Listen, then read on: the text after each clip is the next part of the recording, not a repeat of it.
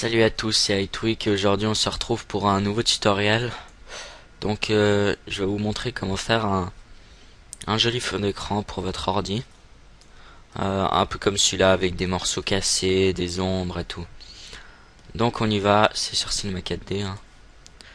Alors, d'abord on va passer là sous les réglages, sortie, pré-réglage, film vidéo, HDV, HDTV 720-29.97. Voilà, comme ça on a plus d'espace pour travailler. Alors, on va d'abord mettre un sol, déjà. Donc on va sous la lumière avec les 4 flèches là.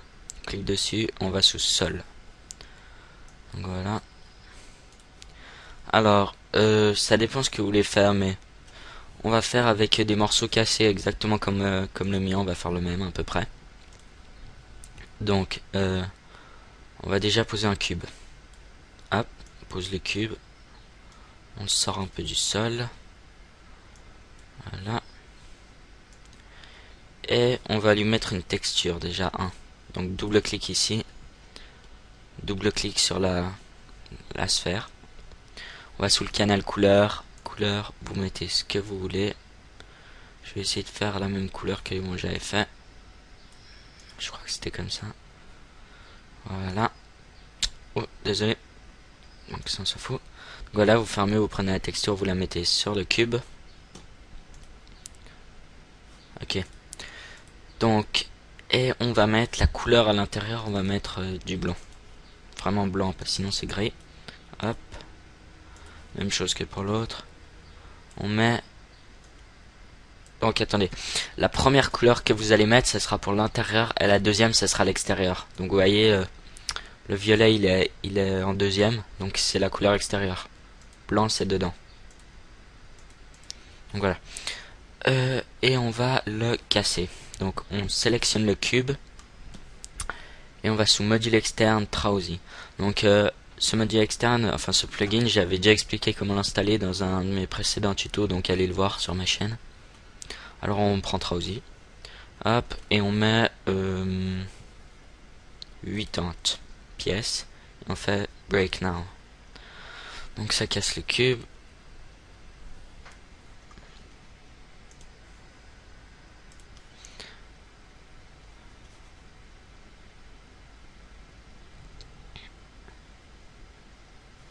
Voilà, ça on quitte, c'est fini. Il est normal le cube quand on regarde, voilà. On va juste mettre une couleur au sol, on va mettre le blanc qu'on a mis pour le cube. À l'intérieur, on le prend et on le met sur le sol. Comme ça, c'est... Bon, là, c'est pas vraiment blanc, mais vous verrez après, ce sera blanc. Donc, et quand on fait play, le cube, il tombe et il passe à travers le sol. On veut pas ça. Donc, on sélectionne le sol. Clic droit. Sous la 11.5, c'est sous propriété mot-graphe. Ça sera corps rigide. Et sous la version 12, comme moi, vous allez sous propriété dynamique, dynamique de corps. Vous prenez, vous cliquez sur le petit truc. Dynamique, vous vérifiez que c'est activé. Collision, composé forme de collision. Hop, bam. Donc voilà, il est cassé là. Hop. Donc on va par exemple le casser comme ça. Ça c'est bien, je trouve. Et on va juste mettre un texte aussi. Et hop, on met un texte, on va sous mot graphe, mot texte. On l'avance par ici. On fait une rotation, donc on va sous là, ce petit onglet. Clique dessus et on met le texte comme ça. On reprend les flèches et on le monte un peu pour pas qu'il soit dans le sol, juste dessus, voilà. Il est encore un peu dedans. Voilà. Donc mon texte, vous pouvez changer la police. Donc là, moi je vais mettre tuto. Tutoriel, on va mettre. Oulalala. Tutoriel. Profondeur, vous mettez 80, tout ce que vous voulez. Police, vous mettez ce que vous voulez. Moi je mets celle-là. Amazobia, blablabla. Ah non, c'est pas celle-là. C'est Alien Counters.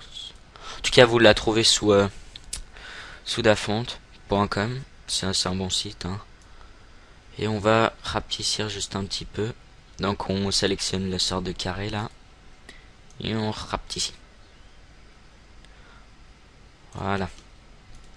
On avance. En fait, on va un peu le surélever. C'est mieux. Comment est-ce qu'on pourrait faire ça? Voilà, comme ça. Et on va lui mettre une texture, hein. Moi, je vais mettre du gris, comme j'ai mis avant. On prend. On n'a pas besoin de changer, c'est par défaut un peu gris. Là, je vais quand même un peu la changer. Donc, vous cliquez dessus, hop. On va mettre du gris un peu plus foncé. Comme ça. Même si ça a quasiment rien changé. Et on va le glisser dessus. Hop. Voilà. Et maintenant, on va mettre une lumière. Donc, vous allez sous les flèches. Cliquez dessus et vous faites lumière. On va la prendre. On va la monter un peu. À mettre par ici. On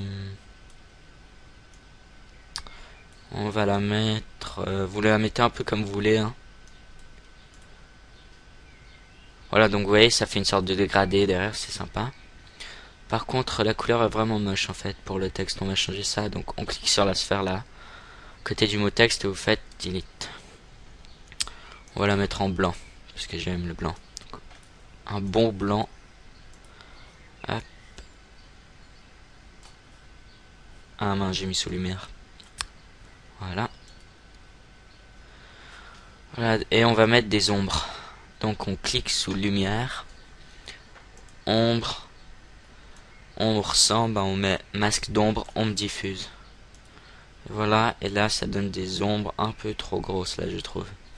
Mais là ça donne vraiment bien. On va juste bouger le texte pour pas que ça donne comme ça. Peut-être là c'est mieux. Il est un peu trop surélevé je trouve. Un petit peu ça va. Donc voilà, hein, c'est sympa je trouve.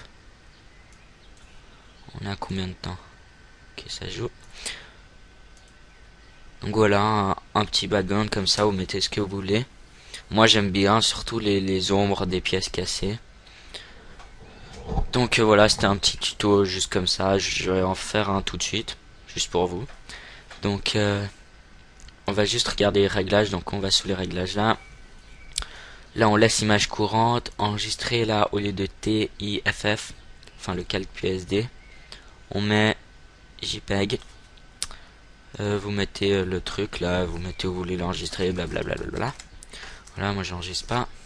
Enfin oui, je vais quand même le faire. Je vais mettre blablabla sous mon disque de sur mon desktop. Et voilà, hein. Donc vous faites ça, hop, et vous rendez l'image. Donc voilà. Après vous la mettez en fond d'écran et puis voilà, hein. Donc c'était un petit tuto, voilà, juste pour vous montrer comment faire un beau fond d'écran. Donc à plus pour d'autres tutos.